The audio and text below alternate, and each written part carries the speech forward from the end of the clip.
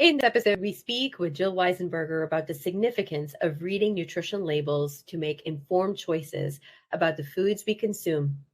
Jill provides insights into interpreting nutritional values to meet specific dietary requirements, emphasizing which components people should pay attention to.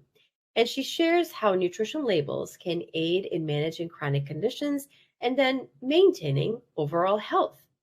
Stay tuned. Jill Weisenberger, author of the upcoming Prediabetes, a complete guide, second edition, is an internationally recognized nutrition, diabetes, and prediabetes expert. Through coaching, speaking, and working with the media, Jill empowers people to grab control of their health, one lifestyle habit at a time. She is the author of several books and provides easy to follow advice to anyone looking to improve their eating and lifestyle habits. Welcome, Jill. Hi, I'm so glad to be here. Glad to have you on. Jill, I want to dive right in and ask you, what inspired you to become an expert in diabetes nutrition? And what do you find most fulfilling about your work? Well, the second part of that question is the easiest to answer. So what do I find most fulfilling? That is helping people to make the changes that they really want to make. So lots of times people have an idea of what they should be doing or eating or different lifestyle habits. They have the idea of what they should be doing. Other times they know exactly what they want to do, but sometimes it's hard to put it into action. So that's what I love the most, where I can see that I have helped somebody take that step from, planning and thinking and trying things out to actually implementing them. So yes, that's what I like the best. And I say that I'm an accidental dietitian because I have my background in communications, and I was working in marketing and working in PR, and I didn't love it. And one day on a whim, I just applied to graduate school. And I came home and told my husband of 6 weeks what I had done. He was all for it, fortunately. And fortunately, he had some science and math background, so he had to tutor me in algebra, and we got somebody to tutor me in chemistry and all those things. And honestly, so much of my career has been a little bit accidental like that.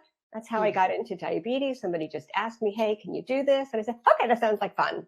Or, hey, can you come talk to this group? And it's like, oh, yeah, I like to talk. Can you come on TV? Yeah, I like to do that. So a lot of things have just been accidental, and it's just been a blast. Lovely. And that's really just the power of like opening yourself up to those experiences and seeing what comes your way. Yeah. Right. There's a lot of things that don't have do-overs, If you don't like something, you don't do it again. There you go.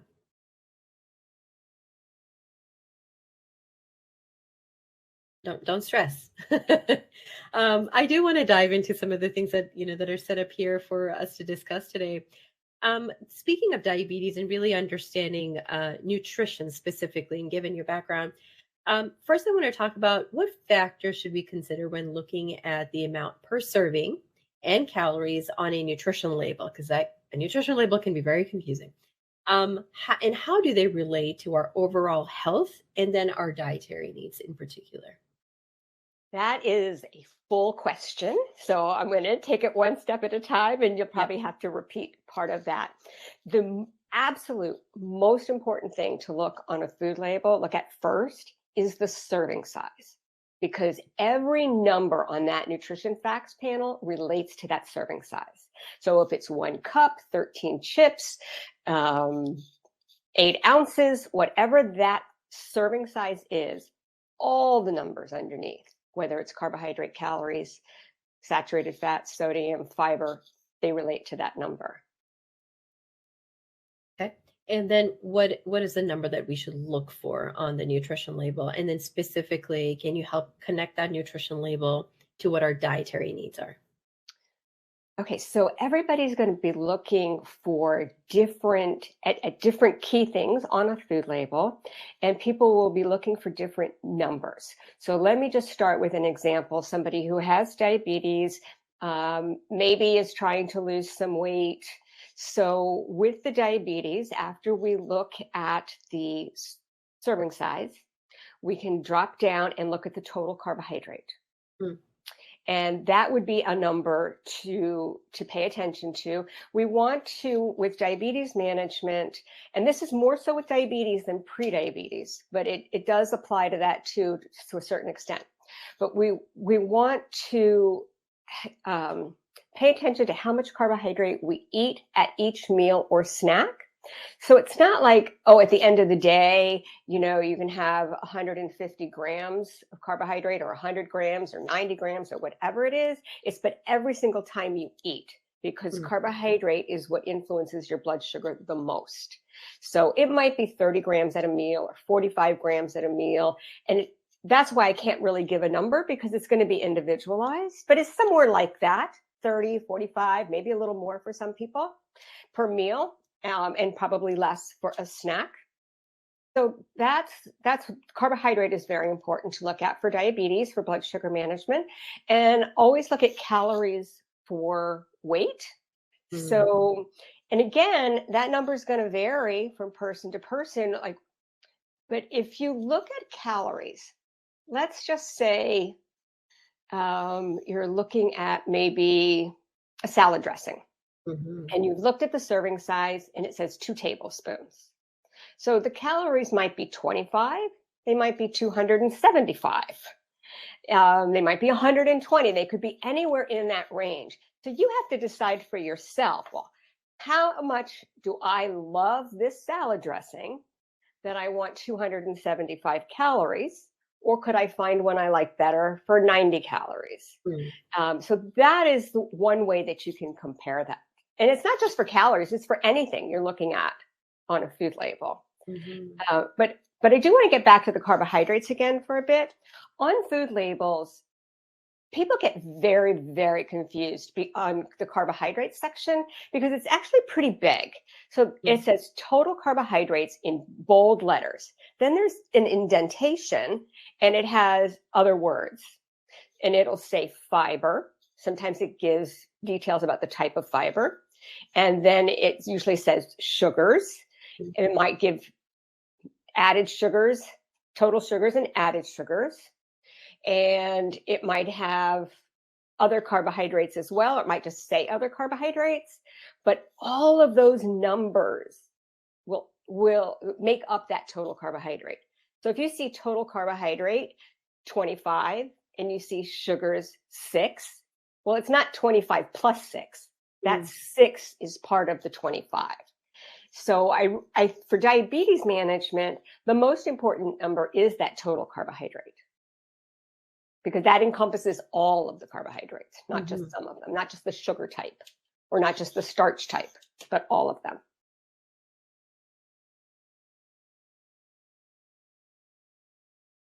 And so how can we determine, and I know we're talking more broad strokes because it can be very different per person, but how can we determine if something is high calorie or high carb or a lot of sugar? How do we determine that looking at that nutrition label? Well, I think it starts with just having like a general idea of what's appropriate for you. So anybody who's working with a registered dietitian, nutritionist, or a certified diabetes care and education specialist can have that conversation and they'll come up with the numbers. But in general, I can just give you some, very general ideas. Let's talk about calories first. And so the calories will make a big difference on our weight. So if somebody is trying to gain weight, then we want them to have more calories. And I'll push things like nuts, because they're high in calories. And if somebody's trying to maintain weight or lose weight, we want to cut back on the calories. And there's a lot of different approaches to this. I don't think you have to count calories, but I think you have to understand them. So let me try to explain that. Some studies that have looked at weight loss will just give a blanket recommendation. If you are over 250 pounds, your calorie goal is say 1,500 to 1,800 calories. If you are under 250 pounds, then it's 1,200 to 1,500 calories. You can be much more specific than that by working with an individual, but in that 1,800 range, I think most people would do well, and some people would have to go lower to about 1,500 for sure. So without having to count them, you can look at a food label and say, okay, a quarter cup of peanuts, which is a single serving, it's 1 ounce. All that is on the nutrition facts label, and it says it's 160 or 170 calories. So you just have to ask yourself, am I going to be full enough? If I get, let's say I get 1,500 to 1,800 calories a day, do I want 170 to be from peanuts? It has to do with how nutritious they are, how convenient it is, how much I like the taste, and how full I'm going to feel. And I would say under a lot of circumstances, the answer is yes. And then there will be other circumstances that the answer is no, because maybe I'm really hungry. Or maybe I'm thinking that I already had nuts today, but I haven't had much fruit today. So I should probably spend half that number of calories on a piece of fruit. So that's how you can use it without having to count the calories. It's a lot like money. You have to have a general idea of what your mortgage is or your rent, what you pay on food, what you pay on electricity, and what's left for, shoes you don't really need and movie tickets, something like that. And so, if you have a little bit of money left, you don't want to spend $125 on shoes when you can get a pair you like almost as much for $40. It's that kind of thing. I understand.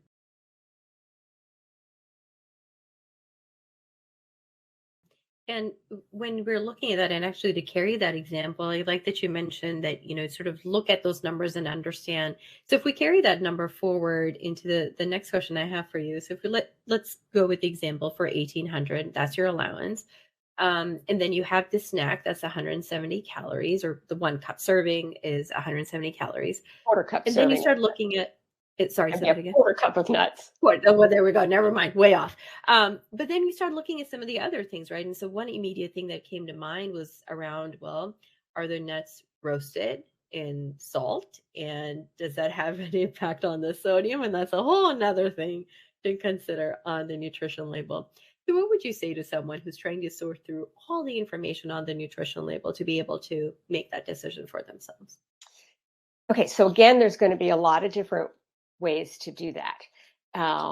You can use the percent daily value for some of those numbers. Percent daily value is on the right-hand column, and it's based on just a generic 2,000 calorie diet for the average healthy person. So it says sodium, it'll tell you how many milligrams it is. And then when you move over to that right-hand column, it'll show you the percent daily value. So if it's 23%, 24%, 25%, that's about a quarter of your day. So it better be a meal, right? Not just a snack, part of a snack, if it's going to be 23% or something like that. If it's 75%, probably you don't want it at all. Because do you want 75% of your maximum amount of sodium to come from a single food? So that's the way that I would use that. It's not going to be a great number for a lot of things, it's a percent daily value, but it is for sodium, it is for fiber. Those are the main ones that I think don't move around too much from person to person. We kind of say most people need that general amount of sodium. So think about this also. The percent daily value for nutrients that we desire, like fiber, is going to be the percent minimum that we should have. But nutrients that we don't desire so much, like sodium, it's going to be the maximum. So if it says 10% daily value for sodium, that is 10% of the most you should have in a day. But if it's 10% daily value for fiber, that's 10% of the least we want to have in a day. So you have to also be able to distinguish between the desirable one and the not so desirable one. So there's a minimum, maximum to consider there. Yeah. But I think most of the time people understand, for the average healthy person, more fiber is good, less sodium is good. But of course, there's always going to be people who are outside those ranges. But so I think the point that you're making is when you're looking at percent daily value, don't think that you're looking at the same, because one could be speaking to a minimum, another could be speaking Exactly. to a maximum. So it's not apples to apples, Right. unintended. It's not apples to apples comparison there.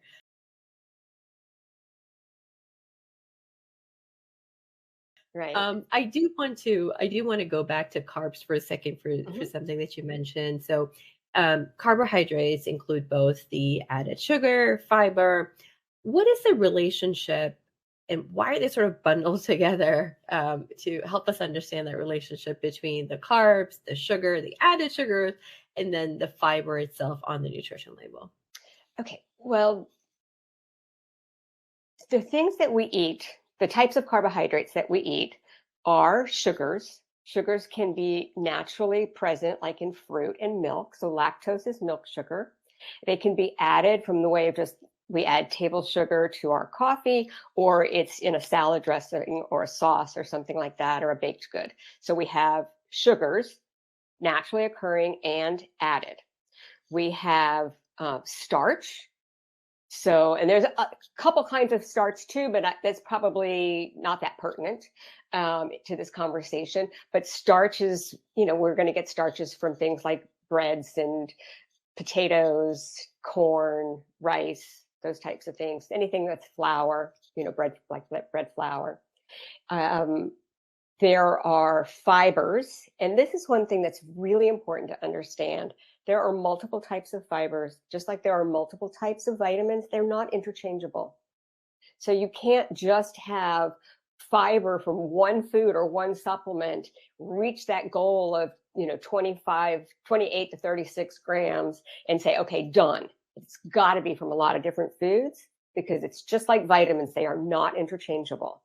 And then, so sometimes on the labels, it's going to show soluble and insoluble fiber. Sometimes it'll show added fiber, but they're all going to add up to that same total carbohydrate number. And then there's ones called other carbohydrates, Mm, and they might be listed out, or they might just say other. So mm, if they're listed out, it might be some of the sugar alcohols like erythritol, mhm. mannitol, sorbitol, xylitol. So all of those things are carbohydrates. So you can see, just like vitamins, there's a lot of types. Um, when it comes to blood sugar, the total amount is the most important thing. So that's why I usually have people look at the total number. Um, there's some nuance there about, subtracting out some of the fiber or some of the sugar alcohols, but just for the average general person, just look at the total number. Um, and now I've already forgotten what the actual question was. How does it relate? Okay, Yeah, how do they all relate? Yeah. it relates in such a way that they all affect blood sugar Mm, somewhat, except fiber might actually blunt the blood sugar rise. And sugars and added sugars, total sugars and added sugars, again, it's going to be the total quantity that matters the most in terms of blood sugar rise. But in terms of general nutrition, if we're adding a lot of sugars, we're adding a lot of carbohydrate and a lot of calories without adding nutrition. mm, So I think sometimes people forget that nutrition is at least as much about what we do eat as what we don't eat. mm. So lots of times when I talk to people and I ask them about their diets, they just want to rattle off all the things they don't eat, but I haven't heard what they do eat. And that's where we get nutrition, right? We get it from the foods we do eat. Yeah. So I want to know that you're eating foods that are rich in phytonutrients like lutein, zeaxanthin, isothiocyanates, all these things that come from our plant foods that also come in foods that have carbohydrates. Mm. So if you go like so low carbohydrate, then you're not going to get all the other nutrients that go with that. So I do really want people to think about what they are eating. And so I'm not that worried when somebody eats a piece of fruit, I mean, I don't want somebody with diabetes to eat a bucket of fruit, Yeah. but a piece of fruit is a great thing because, yes, it has sugar, but it has so many disease fighters in Mm. terms of the vitamins, minerals, fibers, and all those phytonutrients.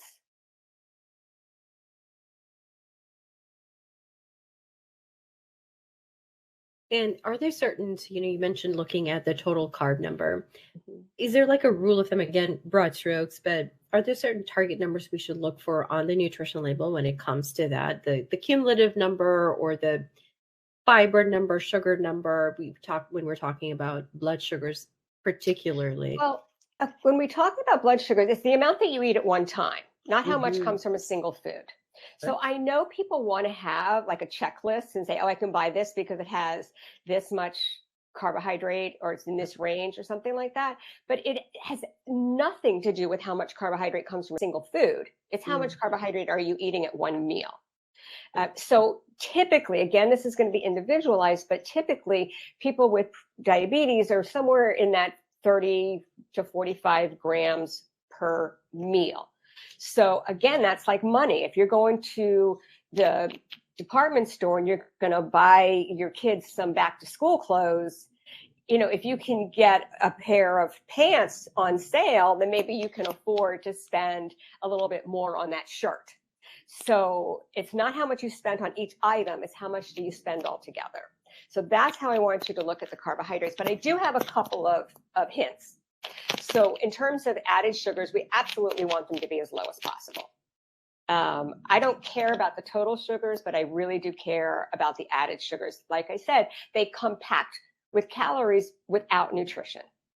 That sugar bowl that we have on the counter, you keep putting those in there. You're not adding vitamins, minerals, and phytonutrients. You're not adding protein and fiber. So that I want that to be as low as possible. So it's really a good idea to compare brands or even items within brands. So as an example, you could pick up a half cup, little like those lunchbox things of applesauce. My kids, even though they are grown and have not gone to high school in many, many years, both my girls still love that applesauce. Um, so they have the little half cup packs, with the little tear off lids, and you can have the no sugar added for, I think it's 50 or 60 calories and 15, probably 60 calories, 15 grams of carbohydrate. Or you can get the sugar added for about 120 calories and 30 grams of carbohydrate because it's 15 grams of added sugar, which gives us nothing nutritionally.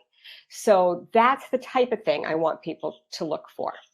And then a little hint, again, it's not a hard and fast rule, but a little hint for buying things like crackers, cereal, breads. People like to buy, I'm not a big fan typically of snack bars and things like that, but if you're buying like a grainy kind of product, it's just a little rule of thumb that I find is very helpful. There should be at least 1 gram of fiber for every 50 calories. I mean, really, there should be more. But if you can, I like that better than saying, oh, you have to have 3 grams of fiber in a serving, because what if your serving is 80 calories or 250 calories? That's not a fair comparison. So I like to see 1 gram for every 50 calories. So think about that. If you're buying a slice of bread and it's 80 calories, you want to have a couple grams. If it's 100 calories, you still want to have a couple of grams. If you're buying like a bigger roll and it's 150 calories, you want to have at least 3 grams.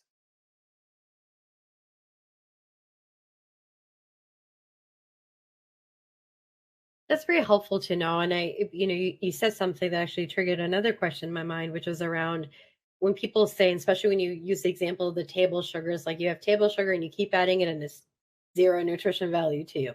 What would you say to someone who says, oh, I do not have a sweet tooth? I eat relatively healthy, but I still cannot get my blood sugars under control. There could be a lot of reasons for that. Portion is really important because even those healthy carbohydrate foods like farro and lentils, things that I want people to be eating, barley, yogurt, all those things, cantaloupe, berries, if you're going to eat this much, it's going to be too much. So there could be a lot of reasons for it. And also, I want to know, is that a fasting blood sugar you're having trouble with? Or is that a post meal blood sugar that you're having trouble with? Or is it both?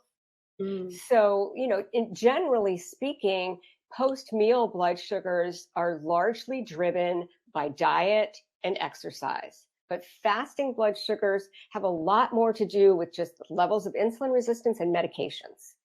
So that's something to talk to a diabetes educator about or your doctor about. But there are tips and tricks for each level where your blood sugar would be elevated.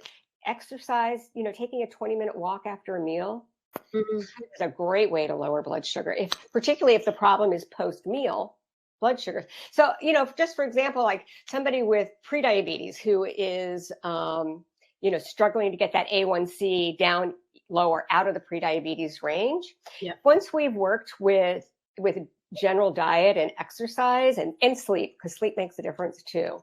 And once we've worked with that, the next step is taking a 20-minute walk after every meal. You have time to take a 20-minute walk or a 10-minute walk, because it does a lot for blood sugar.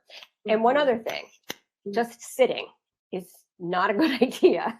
So the American Diabetes Association tells us anybody with prediabetes or diabetes, type 2 diabetes, should break up long periods of sitting with 3 minutes of light activity every half hour. So that can just be doing like push-ups against the wall, doing some stretches with your arms and legs, walking to the hallway, down the hallway and back. But breaking up long periods of sedentary behavior with 3 minutes of light activity every 30 minutes, because it affects glucose use by the muscles, and it does seem to have a beneficial effect. And just recently, I saw just the abstract of a study. I didn't read the study yet, but they were looking at longer periods of walking or movement less frequently versus short periods very frequently. And if I remember correctly, the short periods more frequently, they were both beneficial, but I think that one was more beneficial. So, it's an interesting area of research, but regardless, I don't think anybody needs to know which one's more beneficial. Just do what works, right? Just do what works.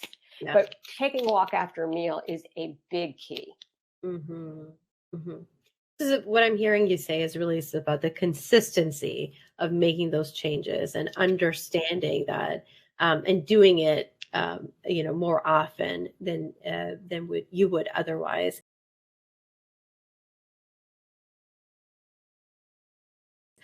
We are rounding up toward the end of the episode here. I would like to squeeze one last question in, Jill, if that's okay.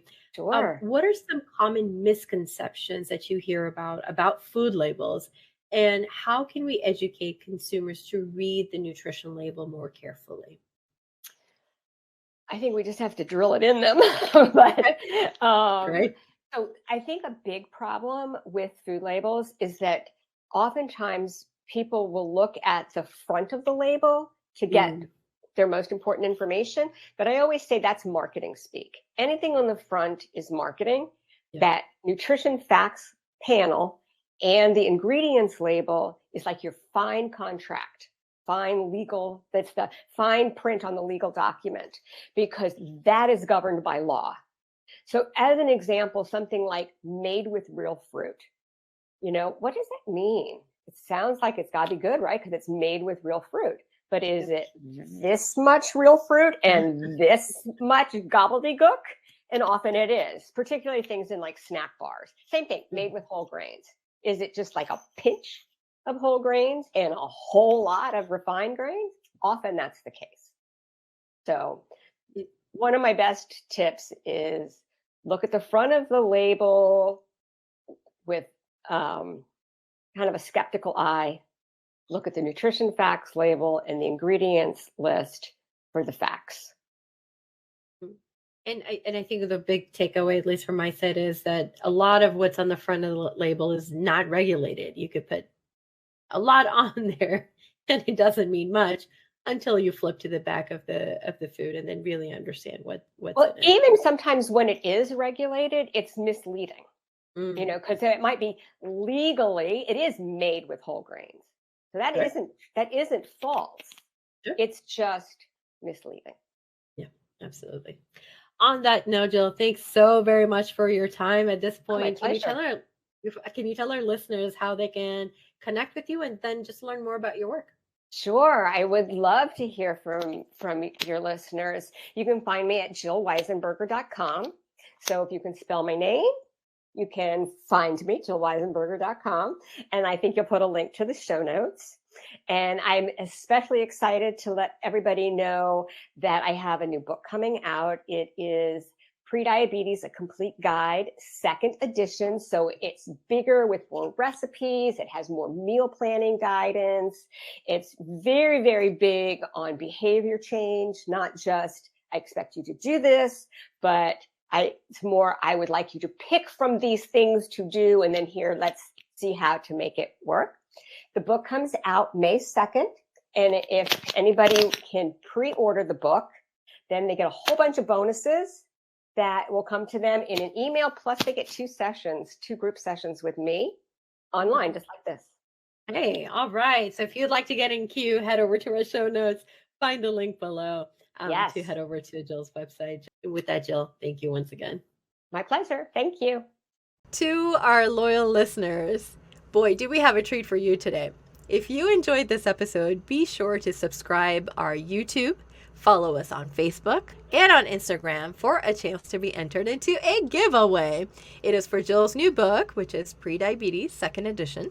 To enter the giveaway, make sure you're following all of our social media accounts. That's right. Subscribe to us on YouTube, follow us on Facebook, follow us on Instagram, and be sure to find this very podcast post and answer this quick question. Which nutritional value do you consider the most important when reading a food label? Okay, simple enough, right? Again, which nutritional value do you consider the most important when reading a food label? Winners will be announced in a week. All the best.